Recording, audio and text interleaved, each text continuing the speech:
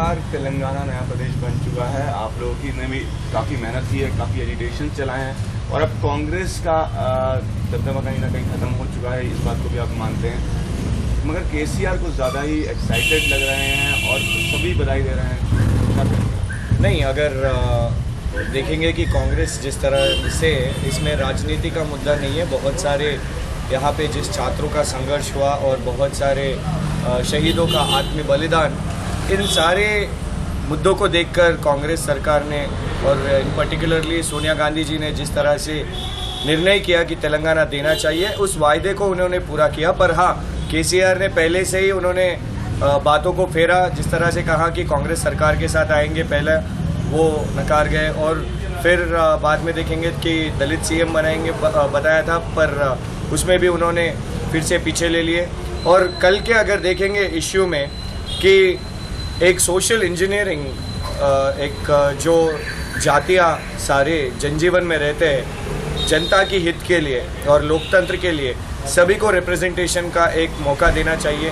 तेलंगाना का इस मुद्दा जो कांग्रेस पार्टी ने लिया कि सारे जातियों को एक रिप्रेजेंटेशन का, और जिस तरह से पहले ये तेलंगाना का एक स्लोगन आया, वो स्लोगन था सामाजिक विकास के लिए।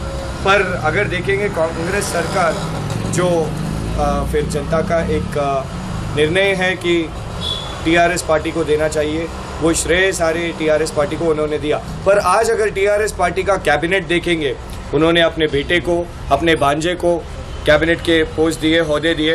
पर अगर देखेंगे बहुत सारे दूसरे कास्ट वाले भी, अपर कास्ट वाले भी आए हैं, पर एक सामाजिक रिप्रेजेंटेशन में टीआरएस पार्टी फेल हो गए। ऑफ रिकॉर्ड हमने बहुत सारे एमएलएस के साथ भी बात किया कि कैसा चल रहा है टीआरएस में उनका, क्योंकि बहुत सारे नए युवा एमएलएस भी है। पर ऐसा माना जाता है जो बिछड़े और दलित वर्ग से आए हुए हैं और इवन महिलाओं का भी रिप्रेजेंटेशन नहीं हुआ, इसीलिए बहुत सारे खुश नहीं है केसीआर से। और आज जिस तरह से केसीआर ने बहुत सारे वायदे किए, 12% माइनॉरिटी रिजर्वेशन को बढ़ाएंगे, जो कॉन्स्टिट्यूशन के खिलाफ भी हो सकता है, क्योंकि ऑलरेडी कॉन्स्टिट्यूशन ने एक रूल ऑफ रोस्टर बना दिया है, रिजर्वेशन का बंटवारा जो हो चुका है। तो और जिस तरह से युवाओं को उन्होंने बताया कि 1 लाख उद्योग नौकरी के अपॉर्चुनिटीज़ भी देंगे, पर इसी तरह से कह रहे हैं कि कॉन्ट्रैक्ट को भी रेगुलराइज करेंगे, जो कॉन्ट्रैक्ट उद्योग है उनको रेगुलराइज करेंगे, जो युवाओं के साथ स्वीकार नहीं है, क्योंकि युवा चाहते हैं कि नए नौकरियां बनने चाहिए। इसी कारण उन्होंने भी तेलंगाना का नारा पकड़ा। तो बहुत सारे ऐसे इश्यूज हैं, ऐसे मुद्दे। उन्होंने प्रॉमिस किया कि एक 2 बेडरूम प्लॉट भी देंगे, बाथरूम के साथ ऐसे सुविधाएं। कहाँ है इतना रेवेन्यू? आज देखेंगे कि बहुत सारे क्लाइमेटिक कंडीशंस चेंज हो रहे हैं, आर्थिक बाधाएं हैं। सिर्फ तेलंगाना कोई नहीं, बल्कि आंध्र प्रदेश में भी है और पूरे भारत देश में भी है। और जिस तरह से एक मित्र भाव होना चाहिए, क्योंकि हाँ, ये 2 राष्ट्रों का एक बंटवारा हो चुका है, 2 प्रांतों का बंटवारा हो चुका है 2 राष्ट्रों में। और वहाँ के जो चंद्रबाबू नायडू जो मुख्यमंत्री है और यहाँ पे केसीआर के मुख्यमंत्री है, इन दोनों के बीच में अगर तनाव बढ़ते गए तो ये बहुत बाधा देगी, क्योंकि कांग्रेस सरकार ने जाना कि 2 तेलुगु राष्ट्र बनेंगे तो 2 विकास भी हो सकेगा। पर इन दोनों का एक मित्र भेदभाव नहीं हो रहा है। और जो चंद्रबाबू नायडू जी है, प्रधानमंत्री नरेंद्र मोदी जी के साथ उनका अच्छा संबंध हो रहा है, पर केसीआर अपने संघर्ष दे रहे हैं। क्योंकि परसों अगर देखेंगे कि पोलावरम का इश्यू जो है,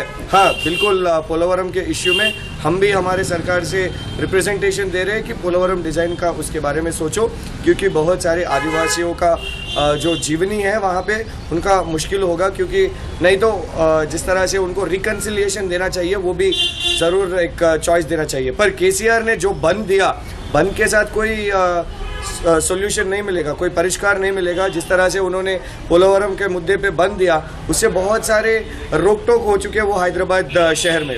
तो एक बार फिर पॉलिटिक्स खेल रहे हैं। बिल्कुल बिल्कुल, अभी पावर पॉलिटिक्स खेल रहे हैं। उनको सोचना है कि अभी तेलंगाना आ चुका है, तेलंगाना का विकास कैसा करेंगे, और सभी को मिलकर करना पड़ेगा। तेलंगाना राष्ट्र सिर्फ एक व्यक्ति का एक पेटेंट राइट नहीं है, बहुत सारों के संघर्ष, बहुत सारों के त्याग, बहुत सारों के बलिदान तेलंगाना राष्ट्र हासिल हुआ है। तो कल को तेलंगाना निर्माण में भी उनको सारे ऑपोजिशन पार्टीज रहने दीजिए या प्रजा आंदोलन में जो शामिल थे या विद्यार्थी रहने दीजिए, नॉन पॉलिटिकल ऑर्गेनाइजेशंस, प्रोफेसर्स, इन सबको लेके कल तेलंगाना का निर्माण करेगा। अगर इसमें राजनीति खेलने की कोशिश करेंगे तो बहुत मुश्किल होगा। ये तेलंगाना के लिए अन्याय होगा, तेलंगाना के विकास में रोक टोक बाधाएं डालेंगे। एक आखिरी सवाल की विधानसभा शुरू होने वाला है 9 जून से और केसीआर ने बड़े बड़े वादे किए हैं, तो एक्टिव अपोजिशन पार्टीज जो हैं अपना काम दिखाएंगे? बिल्कुल दिखाएंगे, क्योंकि हमने पहले से ही मैनिफेस्टो बनाया है। तेलंगाना कांग्रेस ने मैनिफेस्टो बनाया है, तेलंगाना जॉइंट एक्शन कमिटीज ने मैनिफेस्टो बनाया है। सब जो इसमें भूमिका उन्होंने प्ले किया है वो सारे लोग अपने मैनिफेस्टो रखे थे। तो टीआरएस ने भी मैनिफेस्टो रखा है। वो मैनिफेस्टो को कैसे इम्प्लीमेंट करेंगे, बिल्कुल एक निर्माणात्मक ऑपोजिशन की तरह हम प्रतिपक्ष में बैठेंगे और सवाल उठाएंगे। केसीआर को जानना है कि अभी तेलंगाना का संघर्ष हो चुका है, आंदोलन हो चुका है। अब लोग देख रहे हैं कि कैसे रिजल्ट्स आएंगे, कैसे सफलता आएंगे। बल्कि लोग नहीं चाहते हैं कि केसीआर दूसरा अरविंद केजरीवाल बने। एक इसने तो सिटी को बनाने की भी बात की है ना, हैदराबाद सिटी को इंटरनेशनल सिटी।